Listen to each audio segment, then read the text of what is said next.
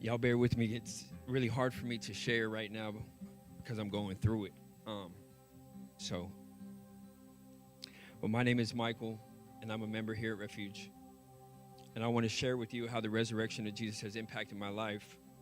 But that means I have to first tell you who I was. I've lived for 40 years, and that is only by His grace. 33 of those years was filled with all kinds of evil, a slave to my flesh. I see pictures of smiling and fun times when I was a boy around 5 years of age, but I have absolutely no memory of those things. And my first memory is watching my mom get punched in the face and pulled out of a driver's side window while I sit next to my baby sister. Can't do anything about it. A few other things like being sexually taken advantage of at my elementary school and being punched in the face as a means to discipline me by someone you love just cemented the feeling of fear on the inside of me. And from that moment on, that's how I lived my life. And in my mind, the world was out to get me, so I began to fight my way through it. These things shaped the way I viewed the world and people. So my main priority was just to survive. Survive whatever comes. Survive whoever comes. Just survive. Now, I've always been an emotional person, but where I come from, emotions are not allowed. You get hit in the face for crying, and if you try to express yourself, you're weak. So to avoid those things, I put everything in a box, never to be thought about and never to be spoken about again. I began to create this person, or a facade really, and this person people noticed, but in a different way. And I had never received this type of approval, but I was definitely seeking approval. But it felt good this time. So good that I was willing to do whatever I could to keep it. Things like fight, treat women horribly, abuse alcohol, use drugs, even sell drugs, and then take part in all the horrific things that come with those things.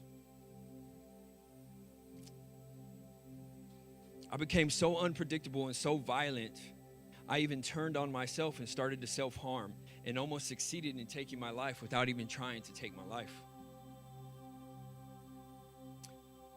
I hated myself with a fury because of what I had become. But I also didn't know who I was anymore.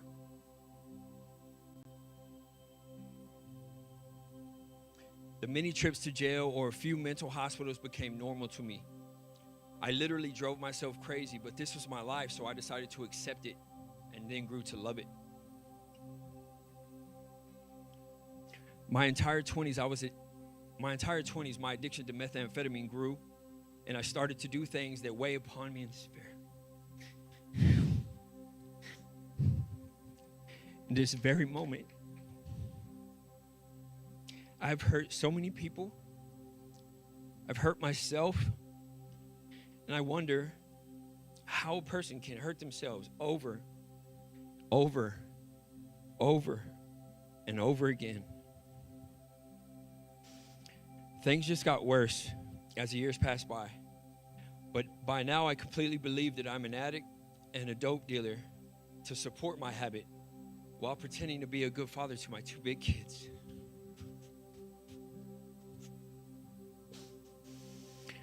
While I'm out doing whatever I want and leaving a trail of blood, tears, and pain behind me, God begins to reveal himself to my sister. The same sister that was in the back seat with me while our mom was getting beat up is going to church now. And then she gives her life to Jesus. And then my mom, and then my siblings, and then my dad. Wow. And I was happy for them, but Jesus just wasn't for me. I even attended church a few times to make them happy while my pockets are full of cocaine that I would later sell to an attendee at church. I was so out of control and very reckless. So obviously, God is working in my family now. But what happens next, I could never have imagined. One night, I was getting ready to live my crazy life when a voice came to my heart, and it was just for me. This voice could not be heard from another person. And it said, or it called to me and said, Michael, do you want to get better? And I answered immediately that I didn't know. But I did know exactly who I was talking to. But I didn't understand how, because I had no relationship with him, never thought about him. But I knew it was God. I had nothing to do with this, but I was totally honest for once. And this is where my heart was changed instantly, where the life I loved before, I no longer wanted. But I loved that life, remember? How could this be? Well, he did what only he could do, and he settled my debt, he saved my life, and gave me a new one in 2015. Thank you, Jesus.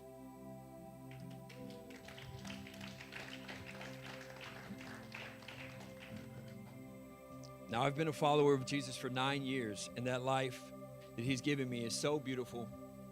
My wife, my 3 kids are far more than I deserve. Another chance at life, to actually live this life, is far more than I deserve. But I have it, and I'm grateful. I realize that my sadness lately has been linked to remorse. I'm overwhelmed with conviction. I'm so sorry for the things that I've done. I'm wrecked because of it. And I'm grieving.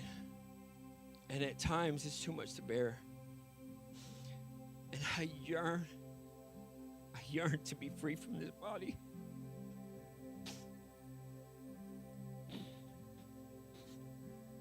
But I'm thankful for all of that because it shows that Jesus has changed me. And I also have a constant hope in the midst of that heaviness. I know Christ is in it with me. I know he grieves and fights with me. At this very moment, I'm still surviving, though. It's the only thing I know how to do, the only skill I have acquired up to this point. I live in this fight mode, and the trauma that I have been through, whether it be from another person or from my own 2 hands, has changed me. I am always at war internally, and it never stops, not even in my sleep. The nightmares are terrifying, and I scream for Jesus. And he always wakes me up, keeps me safe. Now, I recently told my community group what's really going on with me, so I'll tell you too. I struggle so hard with my addiction, depression, and mostly this fight inside of me. I don't know if it will ever end, but I am hopeful because Jesus is alive, and that truth impacts everything for me. In my suffering, there is also strengthening of my faith, and I can see that in the way I now run to the Word rather than running from it. I pursue Christ in prayer instead of isolation. Where I see the most impact is in my relationships. Before Jesus, I didn't trust men as friends or period. But now I have some great men in my life. And even though it still feels very awkward hanging out with a bunch of guys, it's always worth it. The relationship I have with my wife and my kids,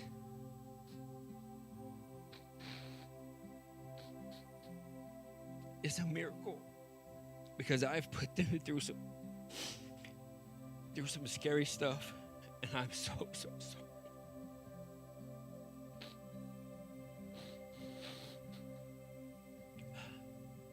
Following Jesus isn't a thing we do alone. It's a thing we do together. And I have adopted that understanding. I have a community of men and women that care for me. They pray for me and they fight for me. Shout out to my South Austin CG family.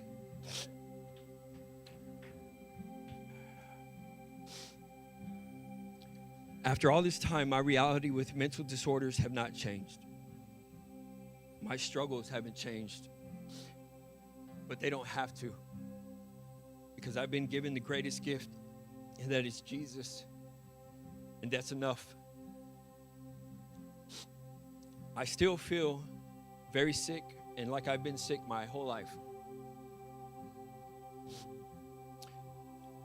But I'm only here for a short while compared to where I'll be when this is over. Because Jesus lives, I can hope in this entire mess. Because he lives, I can face myself. I can forgive myself. And because he lives, I get to be the person he created me to be and who he's growing me to be. Happy Easter.